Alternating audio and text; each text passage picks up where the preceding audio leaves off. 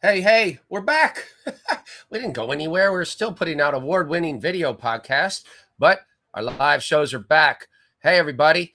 Look, if you're joining us and you want to get your info on all the junior sports we're covering today, high school, club, AAU, go ahead. You can type in your questions. Let us know where you're from. And I got a good idea. Let's start the show.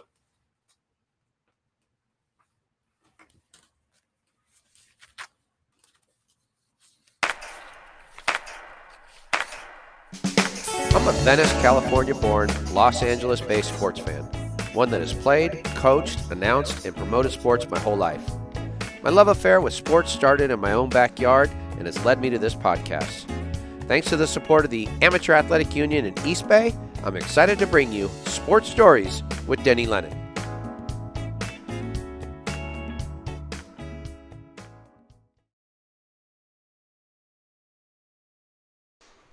Sports Stories with Denny Lennon aims to bring its subscribers interesting, unique, and uplifting stories.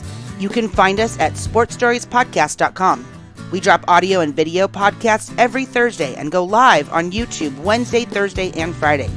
Many guests have shared their stories with host Denny Lennon, such as Super Bowl and BCS champions Brendan Ion Badejo, Peter Boulware, and Trevor Lawrence, three-time Olympic gold medalist Karch Karai, Kentucky Derby winner Doug O'Neill, NCAA champions Toby Bailey and St. John Smith, Hall of Famers Jimmy Lennon Jr., Rudy Tomjanovich, world champions Boom Boom Mancini and Tim Leary, AAU Sullivan Award winners Catherine Plummer, Sabrina Ionescu, and Spencer Lee. We've also had best-selling authors Wesley King and Wayne Coffey, and our Sports Stories favorite Norm Bass, the first African-American to play two professional sports post-World War II. Become a friend of the show on Patreon, and you can help keep the dream alive. Go to patreon.com/Denny Lennon or go to our website to see all of our social media links. If you have an interesting, unique, or uplifting story to tell, contact us on sportsstoriespodcast.com.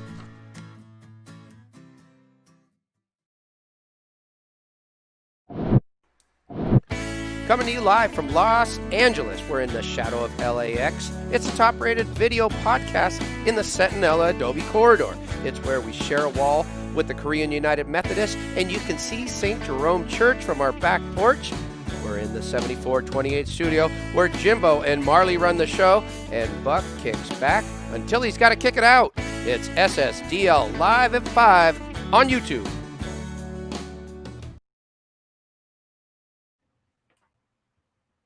Hey, that was some fun new stuff. All right, shout outs to my family here. Hopefully they pump the ratings. You know how that goes. How about my St. Mark people and my St. Bernard people? How about my VBCers? And of course, always recognizing the AAU. We get an update on that. All right, top 5 states outside of California that have been watching the video podcast and coming in strong, right? Got Arizona, Texas, Michigan. They came in strong in the vote in the East Bay. Backing up the girl dad, Scott Rice, Florida, and Ohio. Ohio. Everybody's here. All the good, fun people. All right. So we're looking forward to a great week this week. We're happy to be back on. Let's take a look at what's coming up.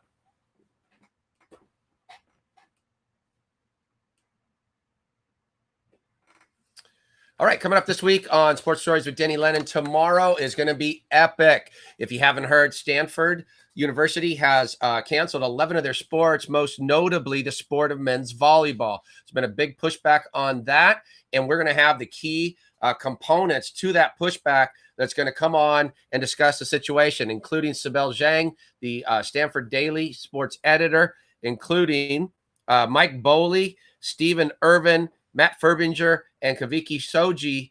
All of these will be on tomorrow to discuss this very important revelation, and you're gonna really enjoy what's going on with their movement. Over 30,000 signatures on the petition to save the sport, so should be a nice crowd tomorrow. All right, Thursday, that is tomorrow, of course. That's Stanford's coming on, and we drop part 4 of our 5-part series on the greatest ever, Karch Karai. It's been great. We've really enjoyed the series. Now, as we move quickly through that, we'll let you know that Friday, we're going to have on our semifinal, our first 2 semifinals in the East Bay 74-28 shootout. Now, what is that, you might ask?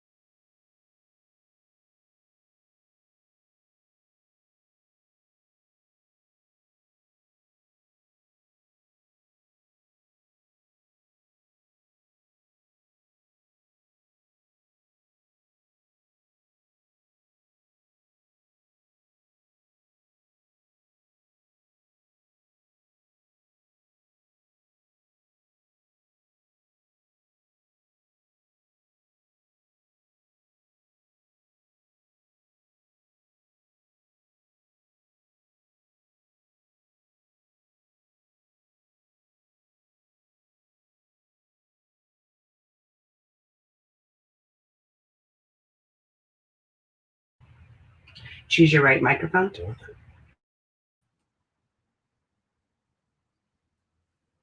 Okay. I think we're back. Yep. We're back. Mic on? Woo! Okay, people. Sorry about that, everybody. There we go. That's how we do it. You'll get. You know what? You want to find out what happened? Join us on Patreon. We'll give you all the. We'll give you all the curse words and everything. All right. Let's go to our first guest, the one and only Gino Grajeda, and I think we always have a montage. We always have a montage. Yes, we do. Let's throw one in for Gino. Okay.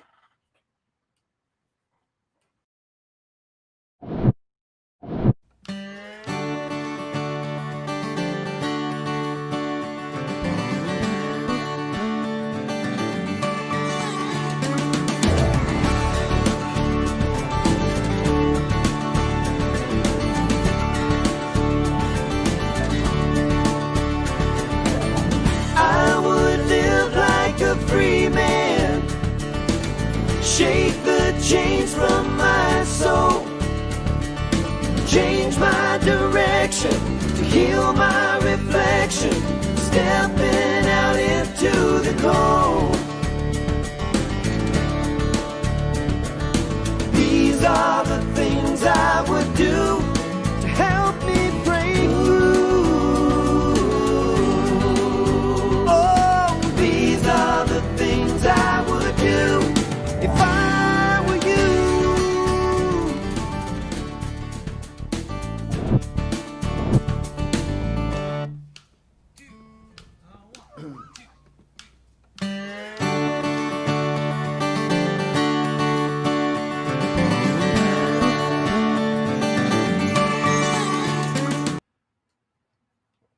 right, let's bring him in. He's commissioner of AAU Beach Volleyball, Gino Grajeda, also the West Coast director. And Gino, I know you get pumped up when you see your montage.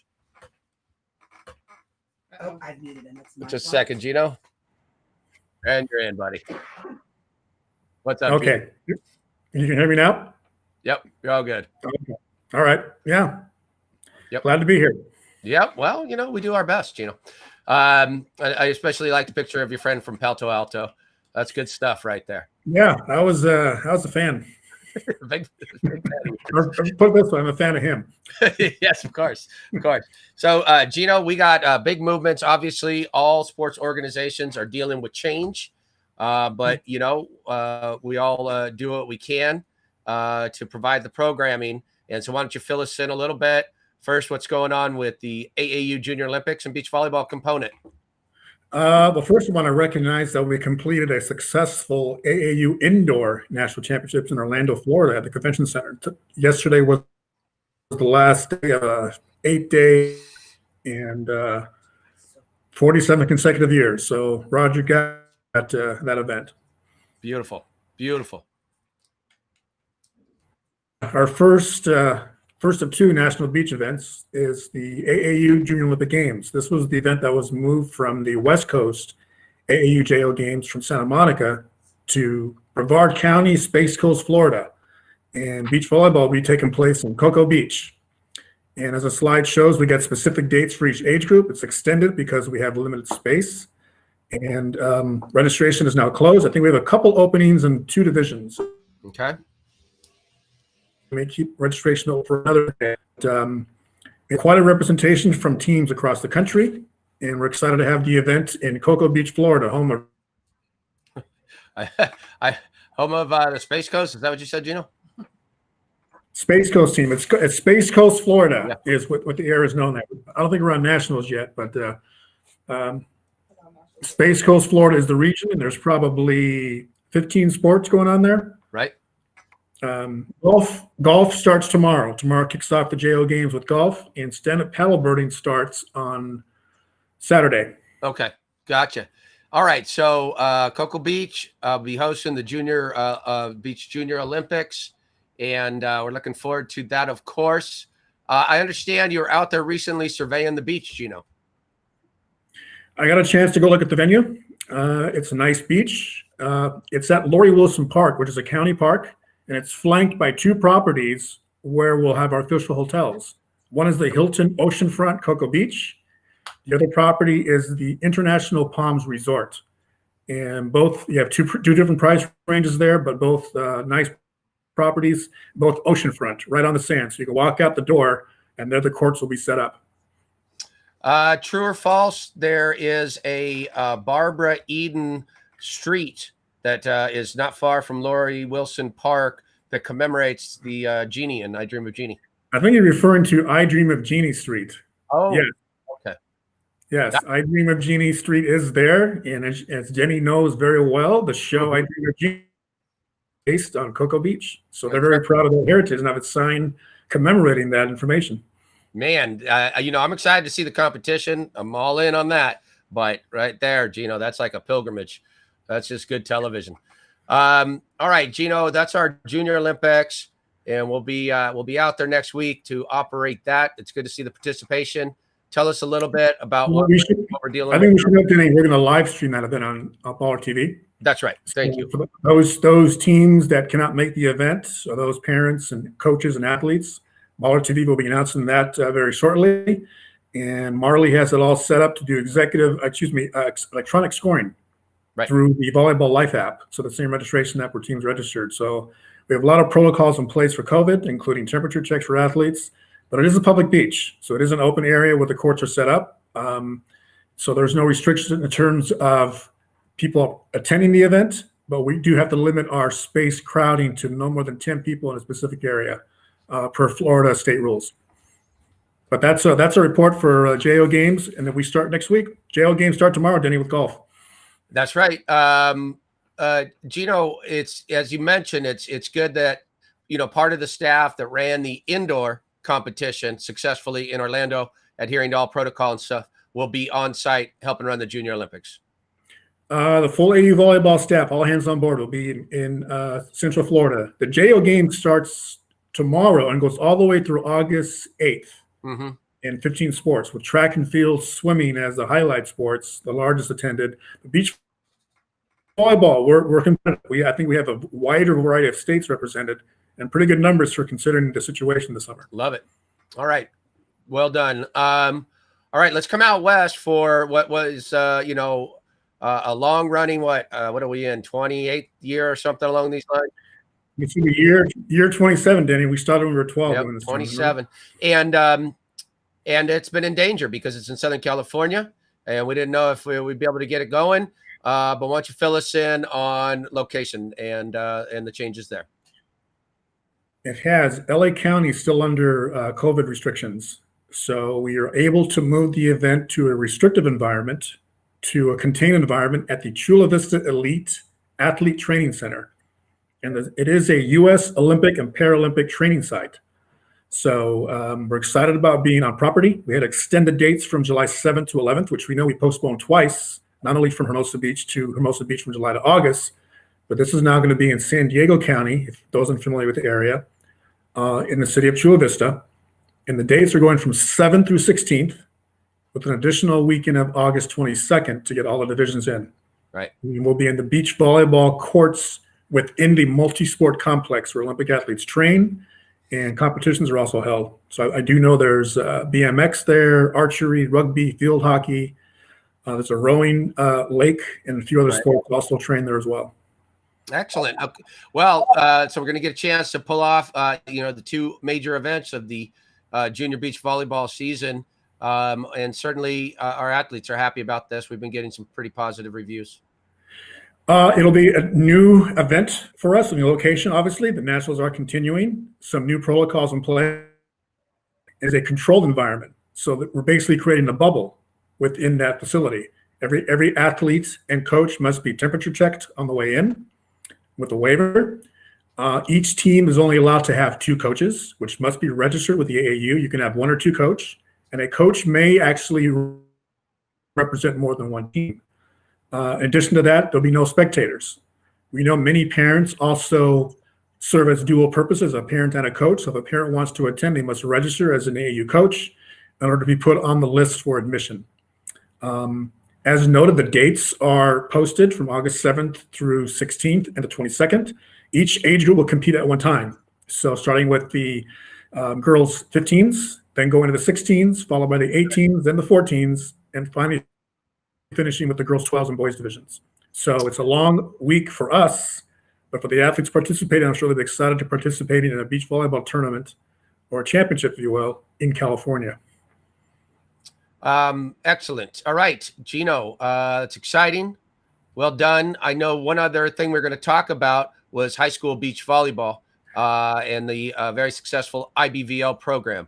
Before I get to that, can I mention about the lunch and accommodations program?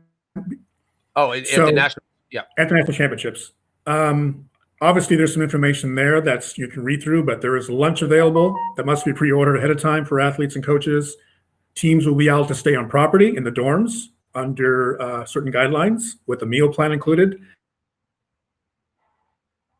But we do the hotel plan area and get travel that's available on our website.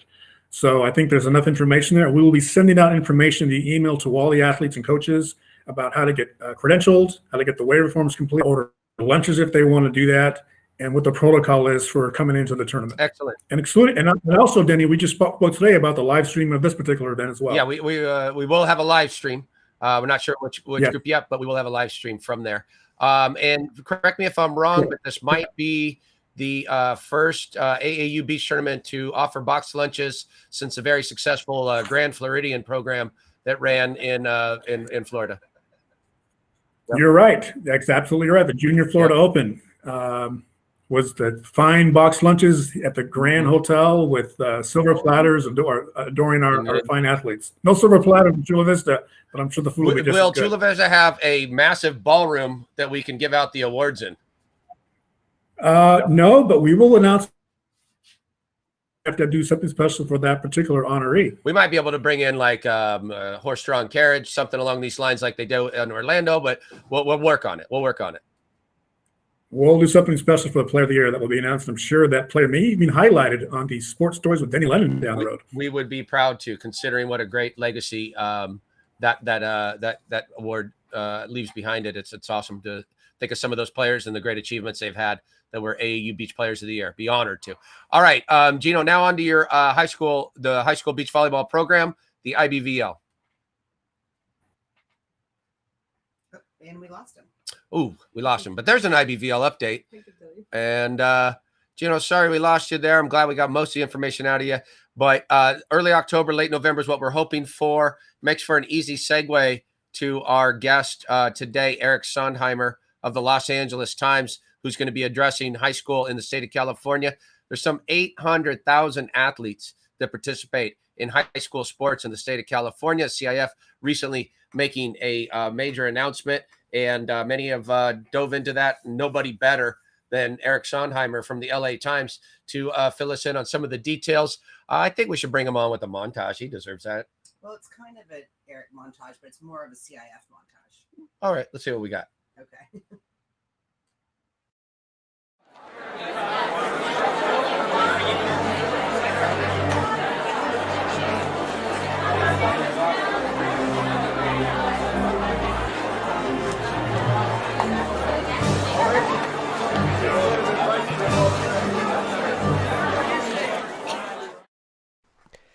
The California Interscholastic Federation, better known as the CIF, announced on Monday that it has postponed its 2021 season due to the COVID-19 pandemic. Instead of 3 sports seasons, fall, winter, and spring, there will be 2, fall and spring. Fall sports won't commence until at least December or January. The CIF states that it has collaborated with each of its 10 sections in order to modify the season. For fall sports, including football, volleyball, water polo, and cross country, the CIF has extended the last day for section playoffs into March and April, depending on the sport. For the spring season, which includes basketball, baseball, softball, soccer, tennis, golf, track and field, swimming and diving, wrestling, and badminton, the last day for section playoffs runs from late May through mid-June, depending on the sport. Erik Sondheimer, a friend of the show, is the prep sports columnist for the Los Angeles Times. He has been honored 7 times by the California Prep Sports Writers Association for Best Prep Sports Column.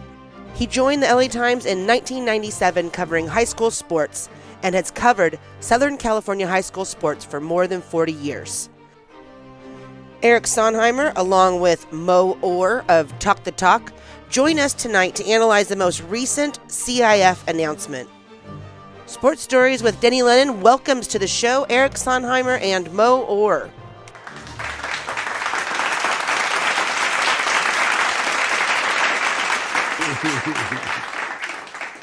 All right, let's bring on the 7-time award winner. Eric, first question out of the gate. How many of those 7 awards did you deserve to win?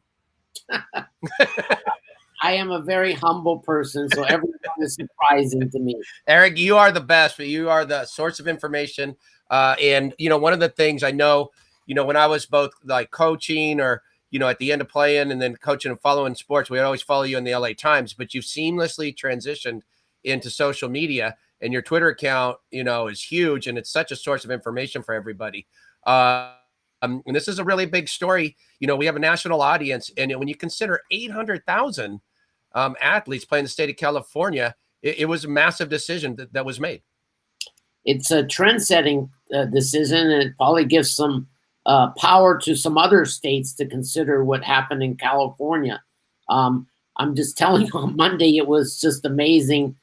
The exhaustion I had by the end of the day, just all the news that kept coming and coming. And the days since, you see all these football schools hurriedly trying to change their schedules and to match up with schedules. And I can imagine that's happening in baseball and basketball and so forth. So, the bottom line is they're going to try and get some practices in beginning December 14th in football, right, December 12th in boys volleyball, December 19th in girls volleyball, and then they're going to try to play after January. So that's what they hope to do. There's Yeah. no guarantee that's going to happen. California has to change the environment. The local health and state have to give approval.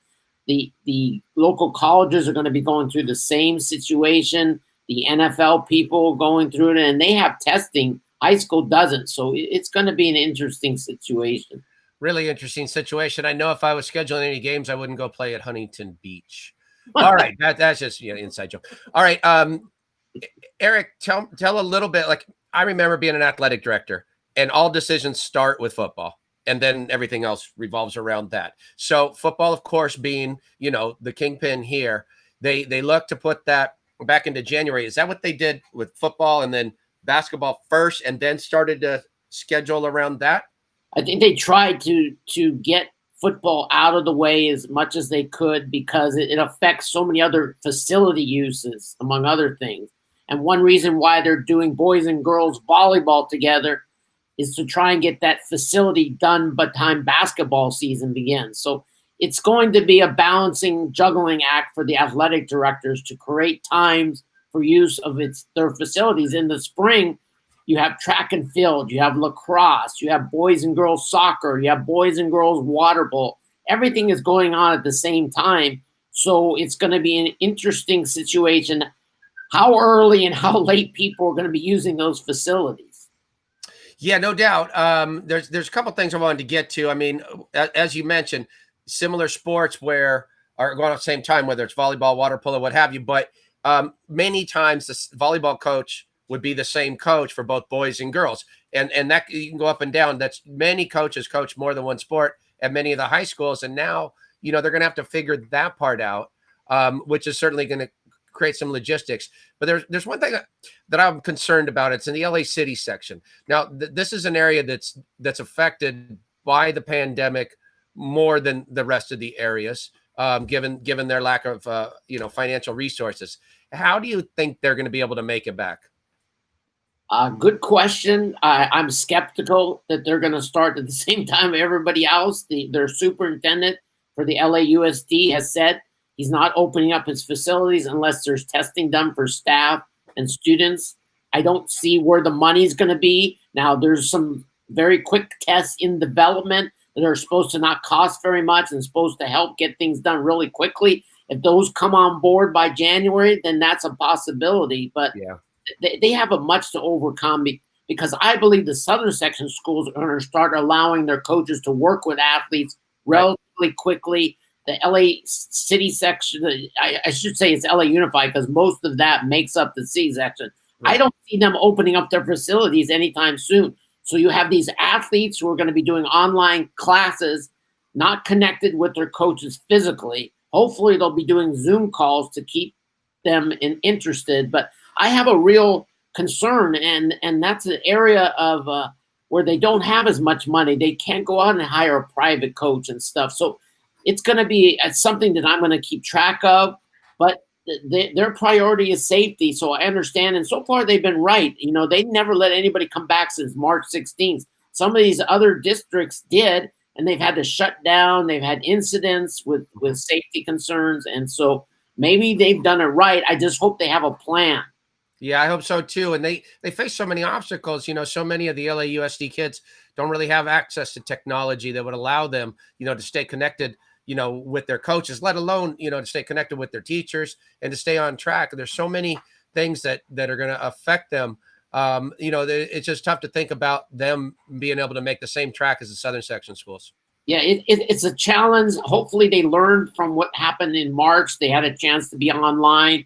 It didn't go smoothly is what I heard, but I think one of the issues was they said that their grades of student grades were not going to be dropped. You couldn't get it lower than what it was. So I think people stopped going online for those classes. Now they're required by the state to take roll attendance, and they're going to be teaching. And so I look for that to be improved.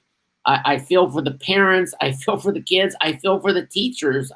But we need to get through the next couple months by everybody uniting to get us out of the situation back to where it was after 3 months. Remember March, April, May, we all agreed to sacrifice with the hope after those 3 months, we would be getting back to normal a little bit. We again learned some lessons, I hope. And so we'll just have to start over. Unfortunately, I'm frustrated. I don't have any sports till December. Right. I expect to be covering 7-on-7 passing tournaments probably here soon, and maybe some basketball games. But people really are not all following the rules, and then people get mad at me for pointing out certain things because they don't understand high school sports is in jeopardy unless everybody unites together, and not everybody wants to do that. The club people are on their own. I mean, I was interested in your Florida presentation because I cannot believe they got away with playing games indoors under the circumstances. You know, Florida is the worst in the nation right now currently. You know, California has become number one past New York in most cases, but Florida has big problems. So I understand what your guest was saying, that it worked out. We did all the things, but we don't know for 2 weeks if it worked out because we'll see if anybody is affected by that. But young people seem to be less affected from the teenage point of view. But the main problem right now is obviously it's the coaches getting affected by the young people and then taking it to their parents and grandparents. Yeah. Yeah, no doubt about it. Hey, one of the interesting things I found was when they've suspended the rule that restricts normally kids from playing club sports while they're in their high school season. So they've in effect suspended that. So we could be looking at a situation where an athlete goes to play club for one sport or the same sport and then comes back and plays for their high school on the same day. Yeah, and, I mean, the overuse, it could really be devastating there. It is, and everybody better have some empathy for each other. The coaches from AAU better be willing to cooperate with the high school, or it's going to be some real problems created from overuse, injuries. I think girls volleyball will be the first one affected, because they usually start in January, the club season. This time they're going to be playing at that time. I've already heard from some football people who are trying to develop tackle football in the fall. I'm still not convinced that that's going to happen. If they do it, good luck. I think the chance of injuries are pretty high, considering that you don't have certified coaches or trainers possibly. So we'll see where that takes it. Basketball, you have we'll have to see what the colleges are going to do. You know, so far through August 31st, college recruiters can't leave campuses, and I expect that to continue to be extended. So I don't know why everybody's trying to do this to try and impress college recruiters when they're not going to be out there to see it. Yeah, there's different ways you can take video and stuff, but that will be one of the interesting things for this coming year is how it will happen when they're doing dual situations of playing a club soccer team and also simultaneously with their high school team. No doubt. That was banned. That was a no-no. That was a forfeit if you did it. Yeah, that's going to be complicated. Now, there's one other thing that's of interest here as we circle back to football, and that is given when the football season will theoretically start January and continue to, the accelerated athletes that are accepting scholarships and then are going to go check in a college for their spring, for the collegiate spring, they're not going to want to risk playing so close to that spring, nor would their college coaches want to risk that. And so we may see some of the top high school quarterbacks and other skill players, sitting out their senior year. No, we have already seen it, and it's going to happen, particularly the ones that are trying to graduate in January. They've made plans. They're definitely going to leave as long as they don't move the college season to the spring, and they still may end up doing it. So I look for 10 or more high school athletes to leave school early. And then you have the people that want to get out of California and play in other states that may be having football in the fall. They're going to leave California and maybe go to Utah or elsewhere. I mean, Texas is delayed. Florida right now is up in the air. Nevada's up in the air. So I would recommend that those people kind of wait to see if they actually play football, because once you play in one game, you can't come back to California and play in the spring. So it's a big choice, and you better do a really good research. This is as complicated as it could be, but we're glad we got you on our side. You came up with a good article today in the LA Times, giving people an idea what to do on Friday night. And what it reminded me of is the fun that, is surrounded on Friday nights, right? I mean, it's not just the kids that are playing. It's the kids that are in the band, those that are in the, coordinating the pep rally. It's the parents that are coming and getting together. I mean, it's such a sense of community all across the country. And in California, it's really important to how people stay connected, and to take away those Friday nights is going to be rough. definitely. I mean, let's just say you're incoming freshman. You're going to be missing out on maybe meeting somebody that will help you for the rest of your life, or even just your high school days. And we need to get back to that. But it's at this point, I don't see any hope for the immediate situation. But I do see hope if we can get this thing done by December and everybody unites and figures out a way to go forward, whether that's figuring out a transportation, whether it's figuring out social distancing, whether it's figuring out wearing something if you want to play football. I don't know yet. I'm waiting to see where that goes. But and I would like to remind everybody, there is some time built into the start of football season. If things do not work out, they could delay it to even February, because the key is getting the league games in. That way you can figure out a playoff spot. I want to remind everybody, don't schedule Huntington Beach. All right. I want to bring on Eric. If you stick around for a second, I want to introduce you to a friend of mine. He's the host of the Talk to Talk podcast on the High School Narrative app. His name's Mo Orr. What's up, Mo? What's going on, Denny? How are you, man? Doing good. Mo, while you're here, say hello to my buddy, Eric. I wanted to bring up something that Eric put out in the LA Times today. Mo, I know you're a family man. You're going to miss your Friday nights. So here's a few ideas Eric had. One was he just wants to call it Friday Night Lights Revised. And one was to revisit the TV series Friday Night Lights. That's actually a good one. Revisit the TV series Friday Night Lights. I can go with that. He brought up also the family could watch the movies like Blindside, Remember the Titans. You got any other favorite football movies? Actually, Remember the Titans is one of my favorite football movies. The only issue I have with that, Eric, is that I've watched all these since I've been in quarantine. Every day is a Friday night right now. With come up with some new movies, definitely. You also brought up something interesting about the 7-on-7 football that might be able to be streamed. Is there going to be restrictions on who can attend those, Eric? Those 7-on-7, in which, for those that don't know, those would traditionally have taken place in the summer for high school football, but they may start as early as October if everything goes down.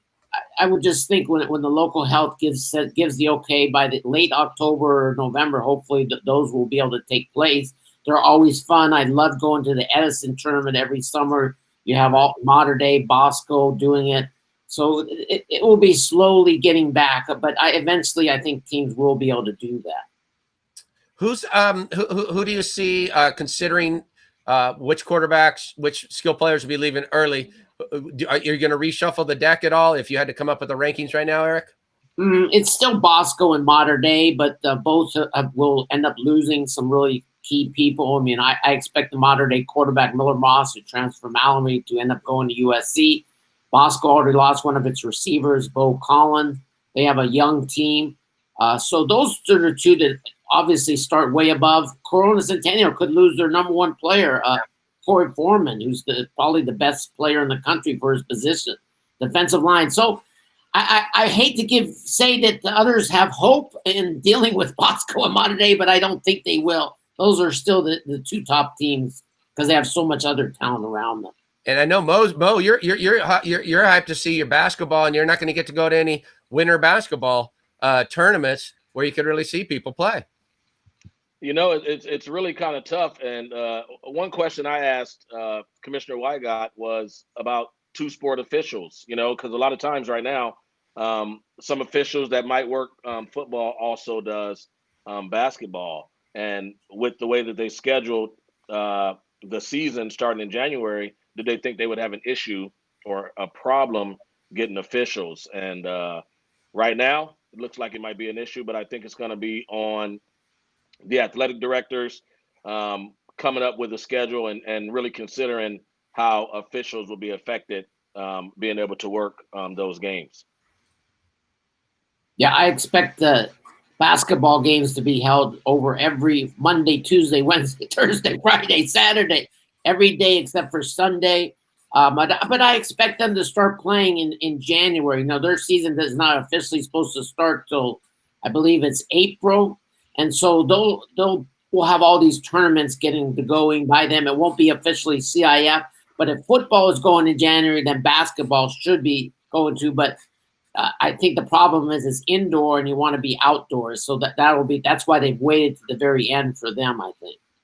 Mo, I don't know. And I do know that the Trinity League was meeting today. All the ADs in the Trinity League was meeting today to work out scheduling of all sports. So I know that was probably about a 3-hour meeting. So hopefully they got a lot accomplished during that time. Yeah.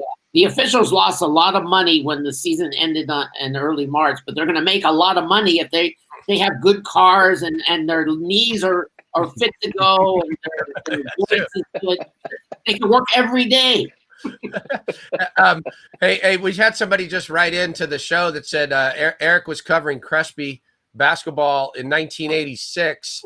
That the guy knows his stuff, and I was wondering, Mo, were you born yet in 1986? Look, man, I know two things. You don't ask a woman their weight and how old they are. So I'm gonna say there's a possibility that I was born about 1986. I cannot confirm or deny. Yeah, Eric, you've been calling it for a while here, and I know you've never seen anything quite like this. Has there ever been any other time in CIF high school history where things were delayed? I mean, obviously we wouldn't know, but I would imagine WW2 might have affected it, but I can't think of any other time when there was a delay like this. You got to go back 101 years to the 1918 Spanish flu, and that forced football to be delayed. The final game was played in March of 1919. Fullerton won the title. So Nice. if you look back, the CIF has a great Southern section has a great historian. Dug up some old photos. Everybody's actually wearing masks. They would probably be going crazy with Huntington Beach, as you keep bringing up. I was going to say, Fullerton did all right. I bet Huntington Beach got eliminated. Oh, Lord. Eric, you're a good man. Certainly appreciate you coming on the show. I appreciate it, and let's just all hope and do our best to try and get sports back. And I think if we all unite, we can do it. We can do it, buddy. Thank you for doing what you do, too. Follow Eric. Make sure you follow Eric on Twitter to keep up with him. He's got a mad Twitter account that just keeps it coming. Thank you, Eric. Thank you. Mo, Eric, I see you're in the man Denny? cave. I see you're in the man cave here. This is my favorite spot in the house. Don't tell my family that I always find something to do in the man cave down here. Nice. Are those golf clubs behind you there? They, they are golf clubs, and just so you know, I tried the one of the Lennon brothers at the golf course. Didn't work for me. Just so you know. It didn't work. All right. Eric was just playing today. We were just having a little chat about that. Hey Mo, you're on the press conference with the CIF. Was it with the Southern section? It was with the Southern section with Commissioner Wygott and about 60 other media outlets.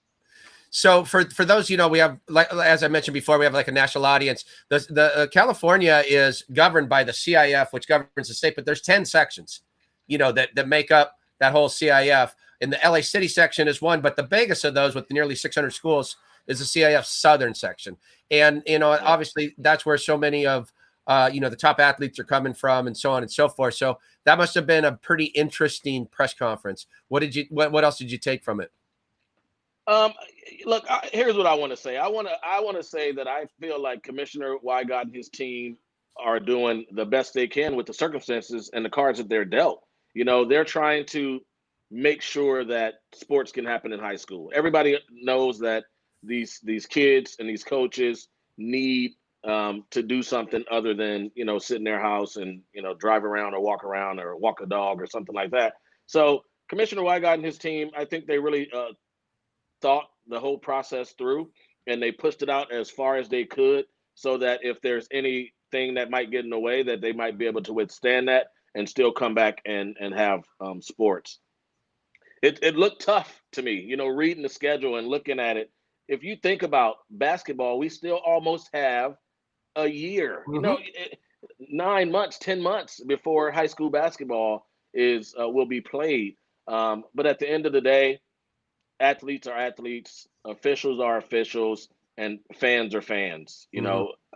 Like today, you see behind me, scrimmage for the NBA started. I've been watching it since it started this morning, sitting here in the man cave.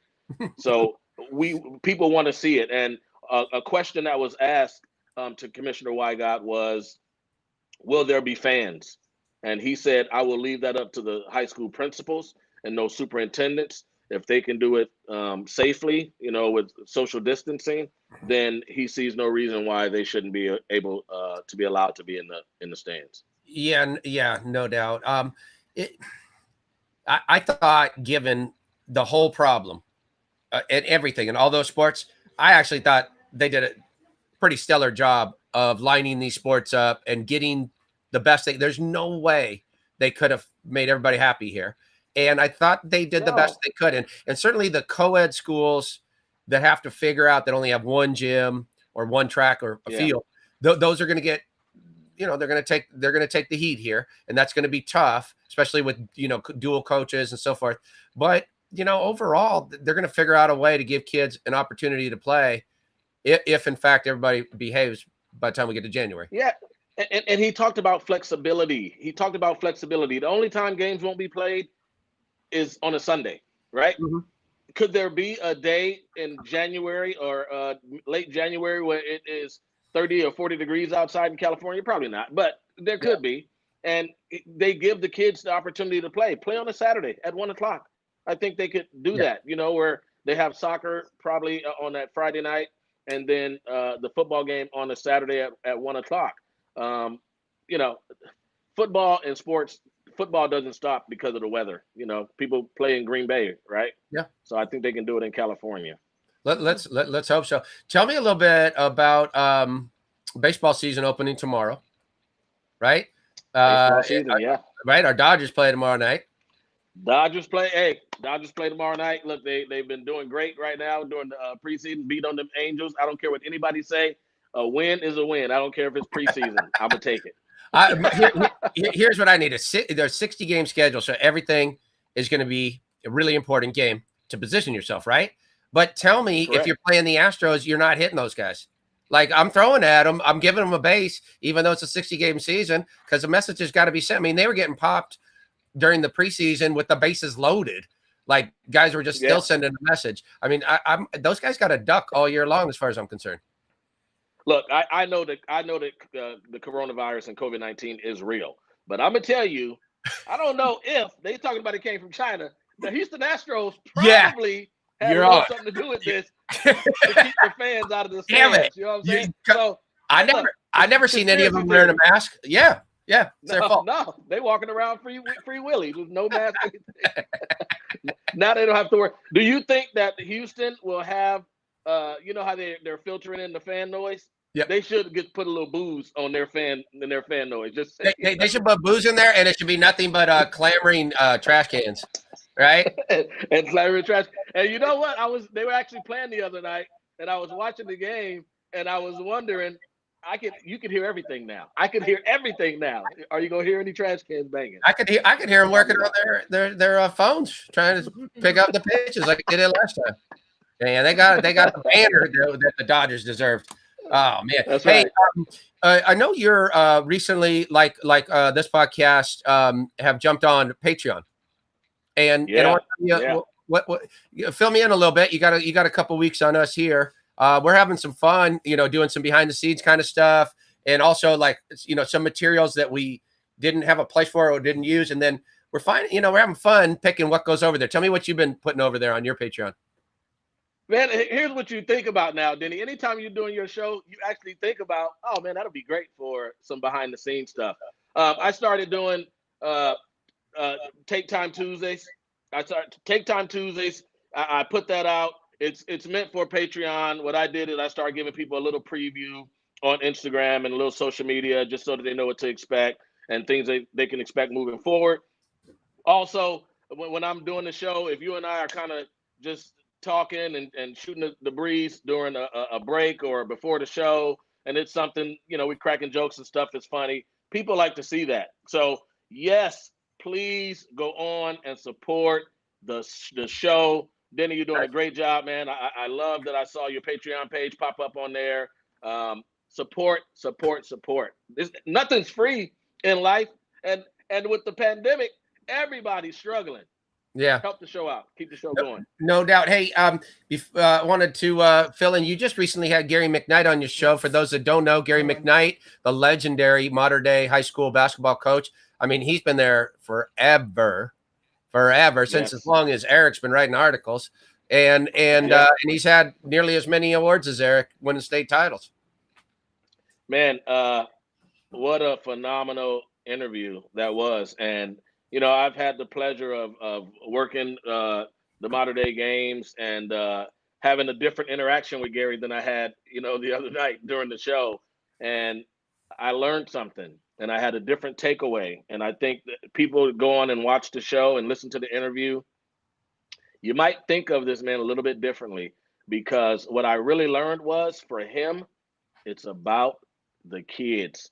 Denny, he was able to, I asked him something about the program, and he's able to talk to me about players that played for him 15, 20 years ago, talk about their stats, where they went to college, and their successes and failures. It was phenomenal. It was phenomenal. I was really impressed, and I think the viewers and the listeners will have a different opinion about him and his program once they listen to that interview. I spent my time coaching, and as soon as the season was over, I forgot all those kids' names. Yeah, no, I sat back after the show and I talked to one of my partners, Tony, and I go, did you hear him talking about this kid as if he just left last week? It's phenomenal, man. It is. That and is actually impressive.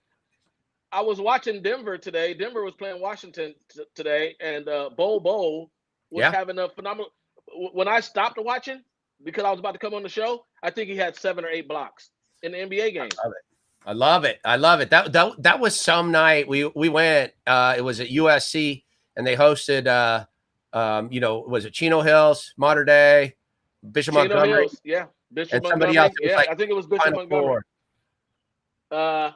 I was there too. That was Bowl. Everybody saw the same thing. Everybody went, "Oh, whoa! Give this guy 3 more years. It's gonna be something." Yeah, it was funny because we did some spring league basketball games and we were officiating, and I had Modern Day and Bo to watch. He's 7'2", and he dribbles and handles the basketball like a guard. You know, he's Kevin Durant, and of course not that skilled yet, but he could probably get there. And the game is totally different now in the NBA than when his dad played. It was a lot more physical. And now he can be a stretch 4, stretch 5 in the league and be able to do an awesome job. Just talking about the NBA gets me fired up. I know July 30, Clippers, Lakers. That's going to be an interesting start to it. And we're here at Sports Stories. We're going to start to call that the Jerry West game, because since he's affiliated with both franchises. And we also get to announce that we're going to lock Jerry West in for a sit-down interview. It's going to be part of our video podcast series, and we're going to be able to do that towards the middle of August, and so we'll probably be able to release that beginning of September. Hey, man, I'll be looking forward to that, man. He's the logo, man. He's the logo on the NBA jerseys, and look at the thing he's done for the teams. Look what he done for the Lakers, and then look what he did for Golden State. And now, what he's doing for the Clippers. It's unbelievable, man. It tells you a lot about him. In between that was Memphis, and he turned Memphis into a legitimate, franchise. And he's got that golden touch. And so I'm pretty pumped on that. That'll be fun. That'll be fun, man. Yeah, that'll be something. I'm excited for the NBA to come back, man. I'll be sitting right here in the man cave watching them Lakers and Clippers next week. I cannot. I know. Wait. It's on. And then eventually we'll go get to see Bronny play, because Bronny's coming strong with Sierra Canyon and my boy Rock Pillsbury out there. So we'll be all good. Hey, Mo, have you been following the because I know with an absence of sports, some people have been latching on to the East Bay 74-28 shootout on my Twitter account. You been following that? I have. But I think I hit. Look, when you have your survey and stuff, man, I usually put my 2 cents in all the time, just so you know. Yeah. I just want to know, Rock Pillsbury is the athletic director at Sierra Canyon, and he advanced. So, and he seems to have that community around him.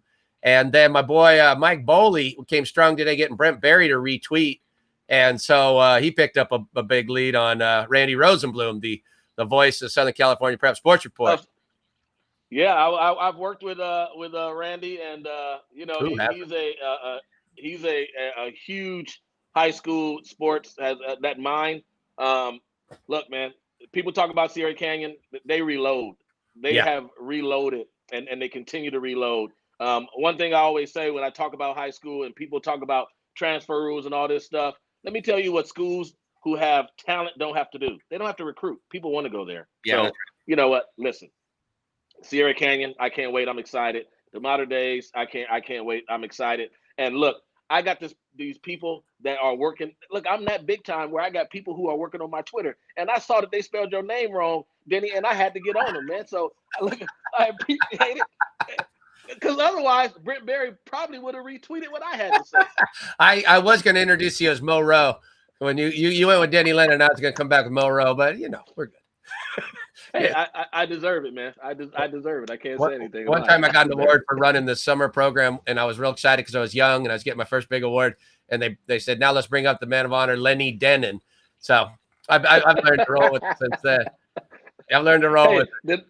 Then I wasn't that bad then. No, you're not spelled wrong. Hey, Mo, thanks for jumping on, buddy. We appreciate you. Hey, man, anytime, man. Listen, make sure that you support Denny Lennon and the show. It's an awesome show. I follow him on Twitter. I follow the show. I love the show. Continue to doing big things, Denny, and I appreciate you. Right back at you with Talk the Talk. All right, bud. We'll talk to you soon. All right, I'll see you guys. You got it. Later.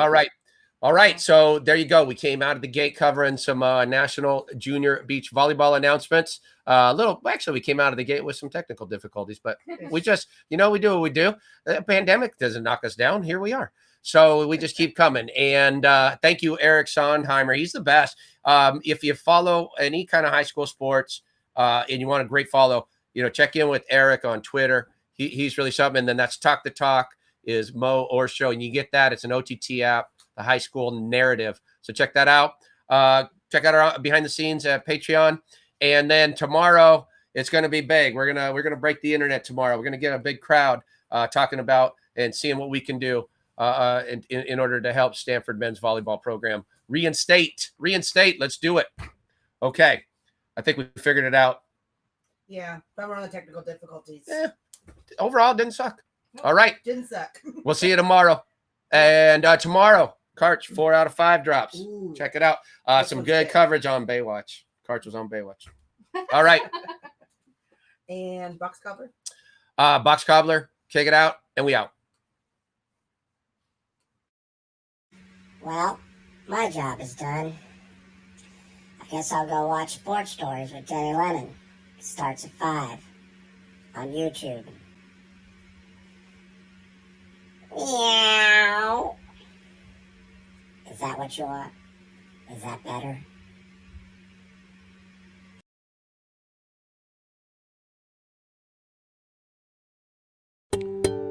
Sports Stories with Denny Lennon is supported by the AAU.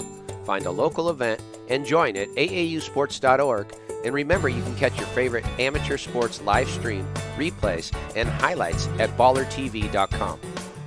Sports Stories, along with East Bay, supports the Heroes Movement, a nonprofit that bridges the gap from mental or physical therapy to getting strong again through strength and conditioning workouts. This free service is available for any veteran of the United States Armed Forces. Visit heroesmovementusa.org for more information. Sports Stories, along with thousands of people across the country, also supports the My Stuff Bags Foundation, a nonprofit that provides traumatized children with new belongings and new hope. Learn more at mystuffbags.org. Sports Stories with Denny Lennon is a production of Sports Stories, Inc. and is available on Apple Podcasts and YouTube or wherever you listen and watch. Don't forget to subscribe, rate, and give us a review. It really helps spread the word. You can find all our social media links, archives, and other info on our website at sportstoriespodcast.com. Special thanks to the John R. Wooden Course and Wooden's Wisdom.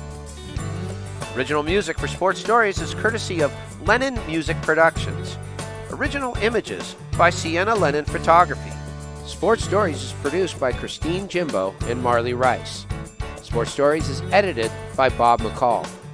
Additional staff include Ray Castro, Teresa Dolan, Jake Downey, Carlos Haro, and Buck Magic Lennon.